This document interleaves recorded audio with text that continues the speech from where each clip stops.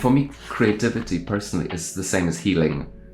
For me, all the stories that I work on are there to heal something, whether it's a personal wound or something that's more ancient. I have to ask you the question that every fan of this book is dying to know. Are you working on a second novel? goodness. Can we expect it anytime soon? Is it also going to be in Poland, or are you going somewhere completely different this time? Like, I need the scoop.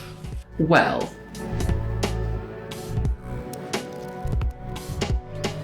Hi, Thomas. How are you doing?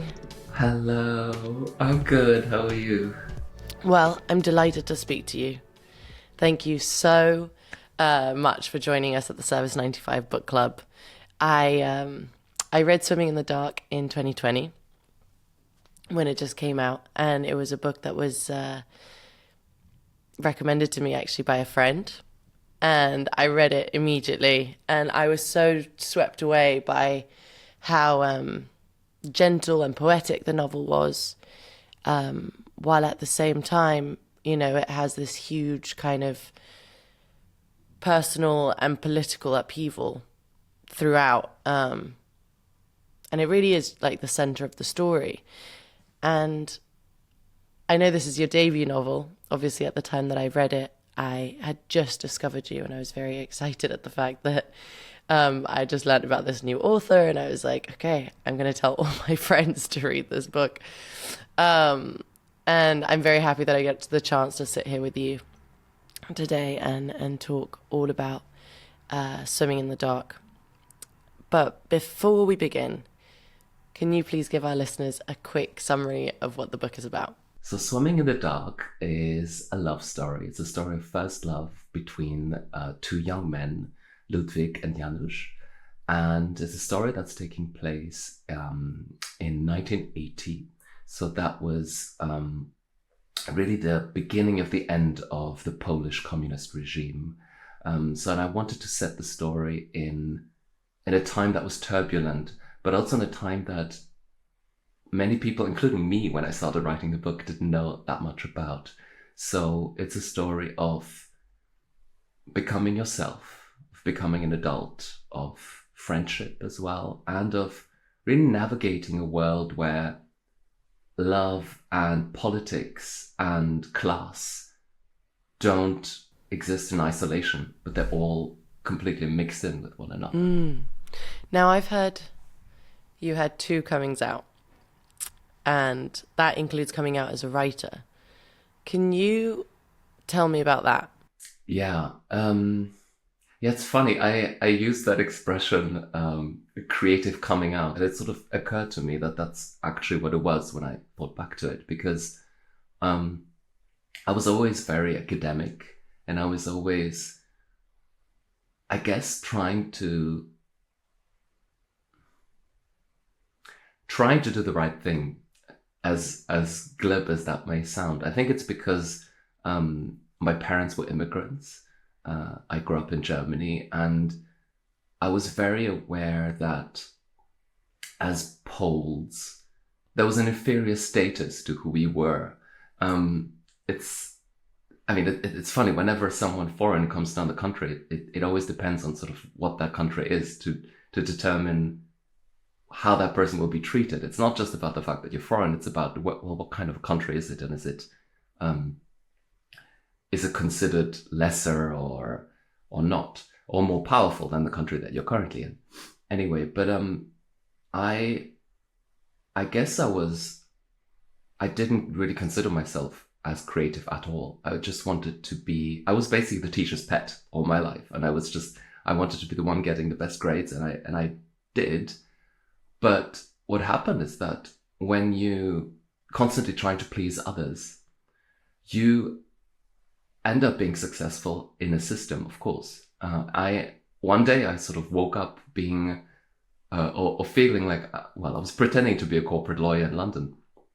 And it was really a moment where I thought, well, what am I even doing here? It felt so wrong. It felt like I was in the wrong place. I didn't believe in any of what I was doing. And I really felt like I was wasting my life. It just felt so meaningless. Wow. And I also couldn't speak to anyone about it because it felt like all the people around me didn't feel like that, or didn't dare to speak about it. So I felt very alone with it.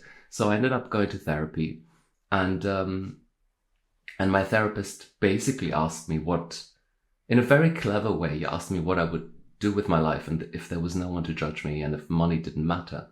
And that was really a moment where there was a voice that told me that it wanted to write. And I call it a coming out because that was an internal coming out. I think with all coming outs, there are two stages. One is the internal coming out, and then the second one is telling the world. But before you can tell the world something, you need to know yourself. So that really was a breakthrough moment where that voice expressed itself, and I was like, what was that? Like, who is that? And yet I knew it was the truth. And I remember sitting on that couch and being sort of embarrassed to say it, but then I did say it.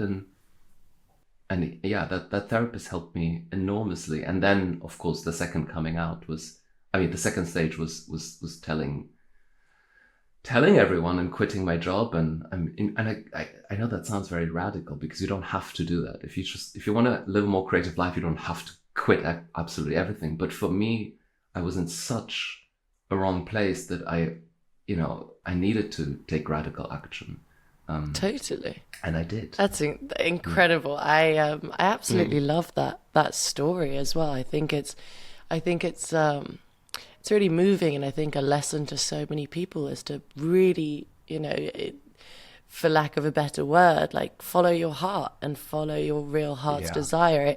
It was astonishing to me just even hearing you say that you didn't even feel like you were creative, because after reading that book, it feels impossible to me that you had never picked up a pen and chosen to write a story, and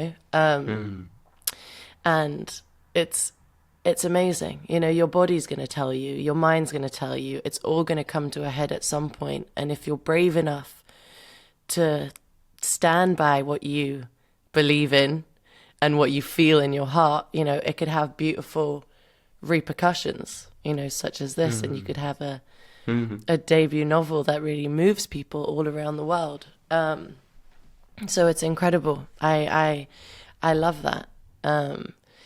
Okay, so let's just get into this incredible, beautiful book. So it was set in Poland, and the key events, like you said, take part between 1980 and 1981. And I was wondering, why did you choose to locate the story in Poland, and why at this particular time? Like, I know your parents are Polish, but did you grow up there? Are there elements of the characters where you've drawn inspiration from? Are they from your own life and experiences? I never really felt like a lot of it was a choice. So I remember when the story came to me, I really sort of asked for a story to come. And actually the first one that came was Not Swimming in the Dark, but it was also taking place in Poland. So I think I just needed to go back there because those are my roots. As you say, my parents are Polish. I was born in Germany and I grew up there, but we would always go back to Poland for almost every school holiday. I'd be back in Poland. And also my parents both worked. And so one of my grandmothers would always stay with us in Germany, and they would be the ones being at home with Polish home cooking when I came back from school. So I did grow up in a way in a sort of Polish microcosm in Germany. So, but I also knew that there was so much unresolved trauma in my family, so much unresolved trauma in the country as a whole. And I think that's just where I needed to start. I think when you're beginning your journey of for me, creativity personally is the same as healing. For me, all the stories that I work on are there to heal something, whether it's a personal wound or something that's more ancient. But it was sort of inevitable for me to go back. A lot of the stories that I heard from my parents are in there indirectly. A lot of the places. So, for example, Ludwig's flat where he grows up, it's 100% my grandmother's flat, which is basically where my mother grew up. Pani Kolecka, the lady that he goes to live with in Warsaw, is my great aunt that I would stay with in Warsaw. So I had the flat in my mind. Right, you had the visual there. Oh yeah. And I remember giving the book before it came out. I gave the manuscript to my sister, and she read it, and she just said it was such a strange experience. I've never read a book where I love the story, but at the same time, I know all the secret references, and she knew what I was talking about. Yeah. Yeah, that's beautiful. I think it's so cool to draw parallels, and even though, it's like your own little secret communication with, your sister, who can just be like, "Oh, I know this." That's so. It's lovely to also have that. One of the things that And it helps when you're writing to have something in to mind have as well. something It's so visually, useful. of course. It's then you're almost drawing from your own nostalgia, which makes it more tangible because you can smell it, you can feel it, you can taste it almost by the, whatever food maybe your grandmother made or your aunt, or that those memories of being there. It's beautiful. One thing that I really love stylistically, and I thought was really interesting, is how you used the second person, you, like throughout, and it's essentially written like a love letter. And it really worked for me because you've got this like really incredible intimacy, where you're almost like eavesdropping on something private, something that I shouldn't really be listening to, between like Ludwig and his lover Janus. What gave you the idea to do this story in this way? Very simple. I read a book early in the process of writing this book. I read another book called The London Triptych by Jonathan Kemp. And it's written in that way. And I'd never read a book with that perspective before. I thought it really worked. I was really drawn in by it, and I thought, why don't I do that? And I did, and it worked. Yeah, it was just a stroke of luck, I guess. Yeah, it's perfect. And, it is a love story, and it's a really tender one. But it is set against this like brutal backdrop of communist Poland at the time when the regime is just starting to crumble. It's really clever because you really begin to focus on the double lives between Ludwig and Janus and how they have to live as gay men. But meanwhile, the country's having its own identity crisis. Like, people are starting to push against the system, and at the same time is having to outwardly endorse it and be, supporting it. It feels like everyone is living a double life. Like, was it clear that you would always craft the story in this way? No, I don't think it was clear. I don't think I really knew what I was doing when I started. When I start with a story, I just have sort of a feeling, an idea, an atmosphere, and then it just develops. But I knew that I was interested in that. And then it had to happen that way because I wanted to understand what life was like back then. And really one of the ideas for the book for me was also how strange life is, and how much our lives are determined by when we are born and where we are born, where we happen to be born and when we happen to be born. And I thought, well, how would my life have looked like had I been born in my parents' generation in Poland? So I don't think you can write a love story, to be honest, set in any system without looking at what the rules of that system are and what the pressures are. Yeah. So, it was definitely, it's something that wanted to be told. Yeah, it's interesting hearing you say that, because I'm thinking about the kind of compassion and the empathy that you have also throughout in the book, because something that I found really powerful throughout is you're very critical of the systems of communism, but not really of individuals. Like, you write with really great empathy of all the characters, like even Hanya, who has a very comfortable life as the daughter of a senior party official. I mean, she's essentially aristocracy in a system that's supposed to have abolished class. Exactly. But everyone is compromised in some way, including Ludwig, who has to like beg Hanya to help him get a passport. Like, I wonder if your compassion for the characters increased as you began to write the novel. Yeah, definitely. And I think there were moments when there were probably scenes where I tried to be more mean about the people.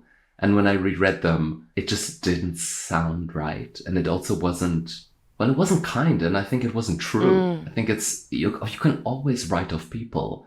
You can always use your intelligence to write off someone. But I don't think that's the point. I think really what I take away is that if I was in that person's situational position, wouldn't I also kind of be acting like them?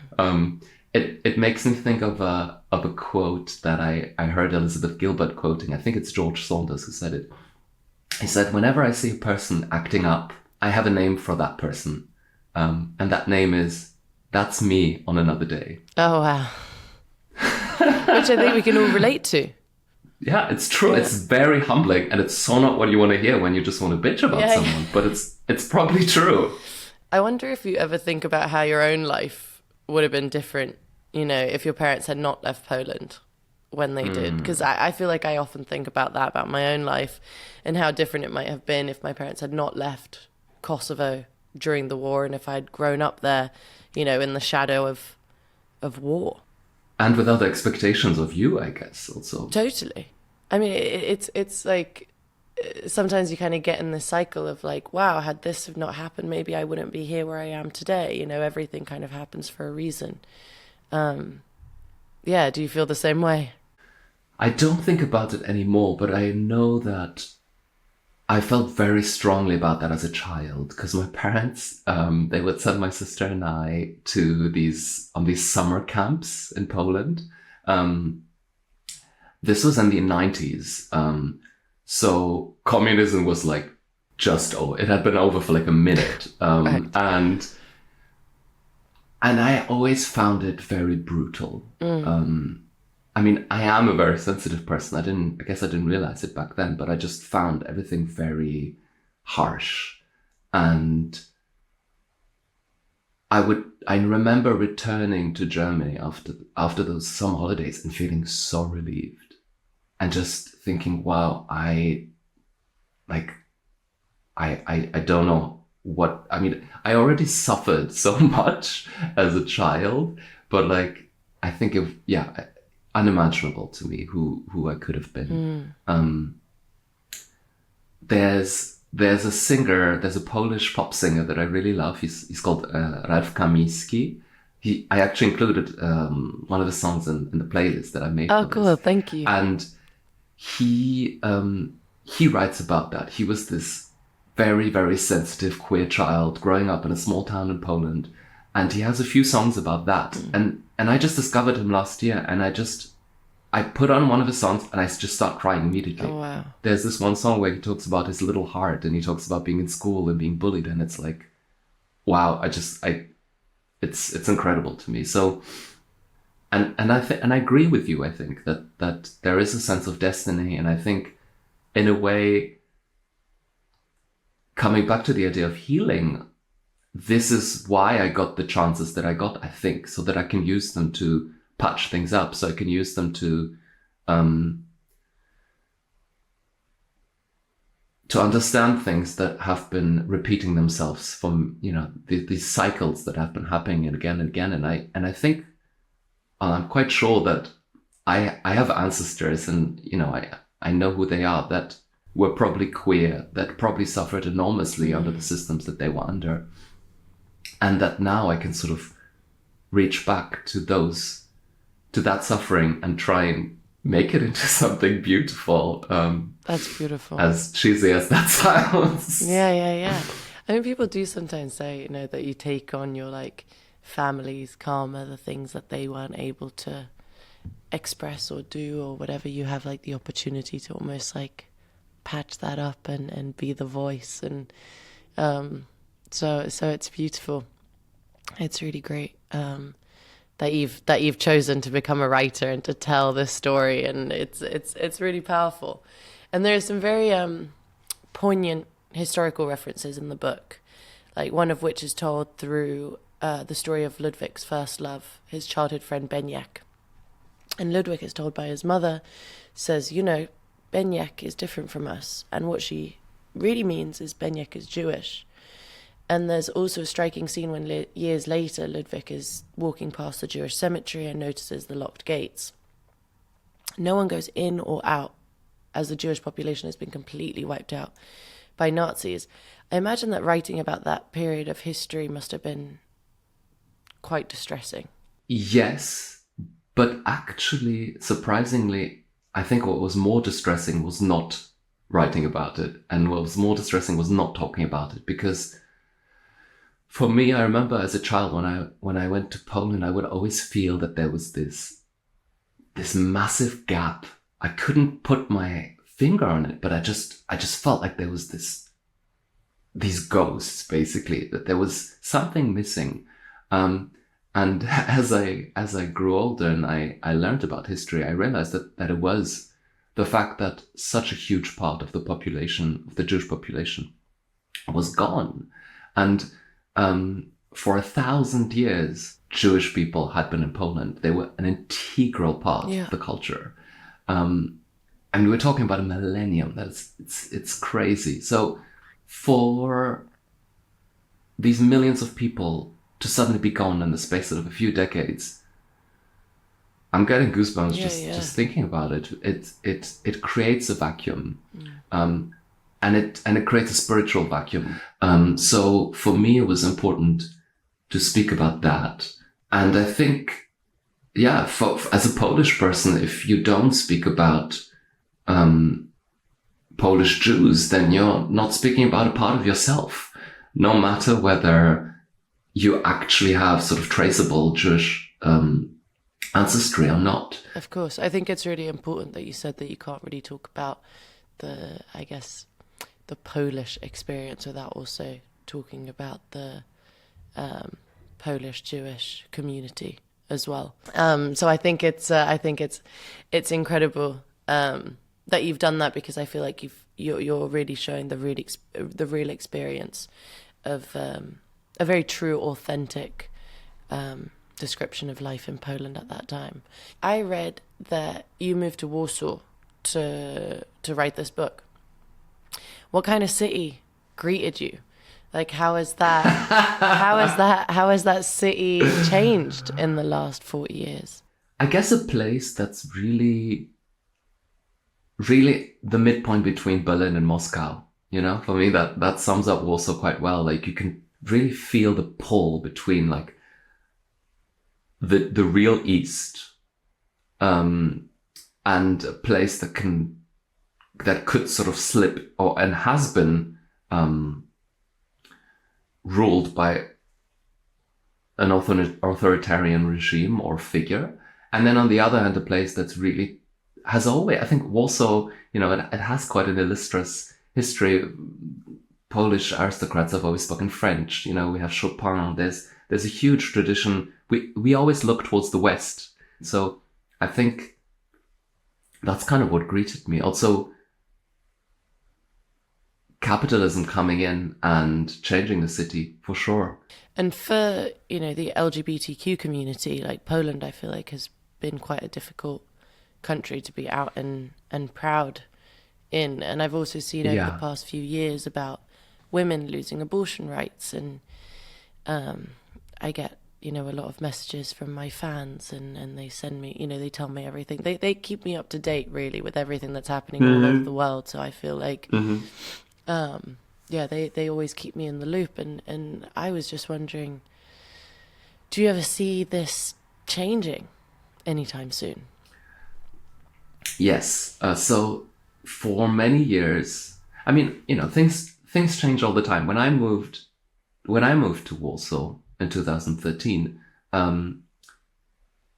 LGBT issues were not on the forefront of either the political arena nor in people's minds. So people didn't really speak about those issues. So that doesn't mean that it was open, but it wasn't like a conflict in society. And then later it became that. It was really weaponized by the right-wing government. And queer people basically became the public enemy number one. But by that time, I'd sort of left, and I was kind of done with the book. And then, well, last October, the right-wing government was voted out. So the government that took away abortion rights, the government that took, well, that targeted queer people. So now we actually have a new government in, and it has promised to bring in marriage equality. It has promised to give back abortion rights to women. So the tide has changed. It's not changing overnight, but I think people just got sick of how far right it became. You could just tell that they were being used, and we Poles have a very strong tradition of civil unrest. A bit like, I would say even more than the French, but there's also that tradition of like going out into the street and saying no, like this is enough. We're not putting up with this. And the election turnout in October was the biggest turnout, I think, in the history of Poland's democracy, at least in the last 50 years. So people, especially young people, that's the thing. Young people, yeah, they got mobilized and they were like, "We're not putting up with this. We're not having a bunch of old dudes rule us." No. Yeah. I mean, that's so important. I think the voting is the thing that's the most important, to get the young people to actually have their voice be heard. Because I think what has been, or what I think the general consensus is among the young people, is that no matter what we do, no one's going to really listen to us. We don't really matter. You know, how we voice our opinions isn't really going to be what's going to push this country forward. So then they lose initiative to get up in the morning and vote and think that it's important. But this is a wonderful example, because as the world is slowly changing into heavy right wing, to see Poland shift the other way is incredibly encouraging for other young people to be like, oh, change can happen and it is possible. And sometimes civil unrest is necessary. Oh yeah. Not sometimes, but I think it's very much necessary to make a change and to push a collective agenda that's really for the greater good. So that's and really encouraging. To have a voice, because 100%. A lot of the times we do feel like we don't have a voice, so you just have to speak out. Yeah. Now, I can't talk to you about this novel and not ask you about James Baldwin, whose novel Giovanni's Room is so central in your book. And 2024 is the centenary of Baldwin's birth. And he's such an important writer, being black and gay and out in the 1950s. What does he mean to you, and in what ways has he influenced your own writing? Oh my God.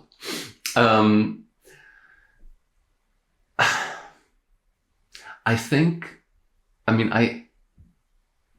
I see James Baldwin as sort of one of my spiritual fathers, really.